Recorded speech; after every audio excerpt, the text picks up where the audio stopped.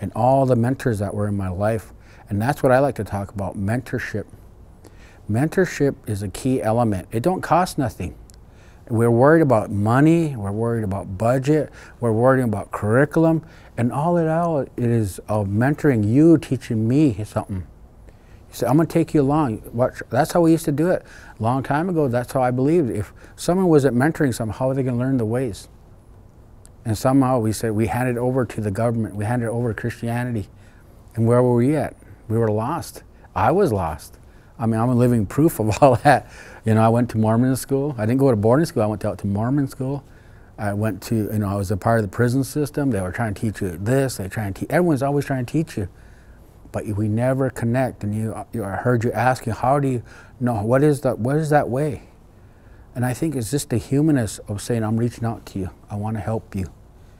And when we get those people involved, and we reach out to them, that teaches them something, who in turn will teach somebody else.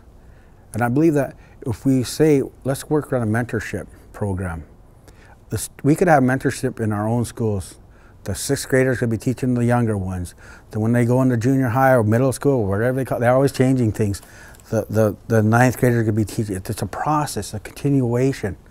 You know, there's always mentorship. Does it cost nothing? No. You can gather data, you can gather research, and you just put those things in place, and there they are. If this curriculum is working for that student, then, you know, it's a continuous cycle. You can, even for teachers coming in, I was telling them, mentorship is just, you know, it's open, it's free, don't cost nothing. Free data, free information, no budget, all it costs is your time. That's what mentorship is, time. And that's what I believe. Once you get them, teachers to bring in new teachers in, teach them. Well, I know a non-native comes into a you know, Native American community. Well, I know how this person is, you know, and they're connecting, they're telling them. And it's not like, oh, you're on your own, you know, and some places are like that, you're on your own. And it really don't help. But once we reinstate mentorship, we get to understand things. There are different levels of where you want to go with that. And there are different aspects of things. I did a research paper on the prison system. And what I found out with all this studying and everything, society are parallel. You got Christianity over here and you got education over here, because they say church and state are separate. And you see that they're parallel. They're going down the same road, and here's this individual, that's me. You say, well, I'm not catching Christianity because they're always condemning me. I can't catch up to education because I really don't understand. And you're missing the mark. And when you look at it, who do they run with, or who do they go with? Whether it's a gang, they go with their peers. They go with people who they can associate. You know, oh, that's not, you're not, you know, we get teased. You know, that's part of humor, get teased. Oh, you're trying to learn the white man's way, you know, things like that. Or you're trying to be a Christian. Oh, you're true to this. You know, and those things are kind of hinder your growth. But once you find that personal relationship, that will help you grow. It is a big aspect. Spirituality is a big aspect, because what I'm saying, what you do to people on recidivism, you educate them. And all you're doing is refining him to be a better person, inmate. And he finds, oh, I don't want to do it that way anymore. You're not really nurturing the spirit of the person. So the wholeness of him is not coming complete. You only hit in one aspect of the thing.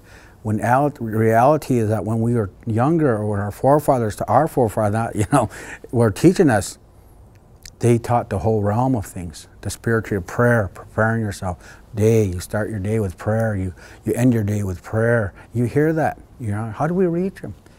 And you can't just help the student because the family's struggling. Because what we look at in the bottom line, Native Americans, they need that mentorship right now. And they need to reconnect.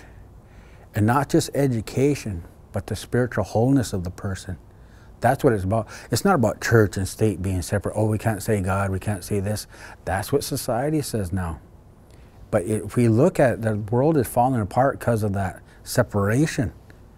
You know, it's not about, oh, I'm this or that. I mean, I could never be a Christian. I could never understand. You know, there's so many rules and regulations and how things are put in place. Everything, and I think that's the big part of it, control. Everyone's trying to control you, telling you what to do. But when you're being mentored, you're taught, no one's controlling it, they're guiding you. They're letting you fall in your weakness, let you fall where you don't know and understand. Because when I'm being taught, they always say in the end, well, you'll figure that out in the end. And so I'm asking you a question, but they didn't give me an answer. That's what the elders do. You know, I had one of my great mentors, that was my dad, and Edwin Benson. He said, well, you'll find that out when that happens again. You'll see. And I said, well, that's not the answer I wanted. And that was crazy. But yet, when he was telling me those things, it helped me to kind of search even more. Because when we do that, when we're searching, we're spiritually connected, we're actually going out there to seek. The Bible says that, seek and you shall find me. You know, and that's what you're doing. It's not just words, it's words that help you reconnect with other people, help you redefine who you are.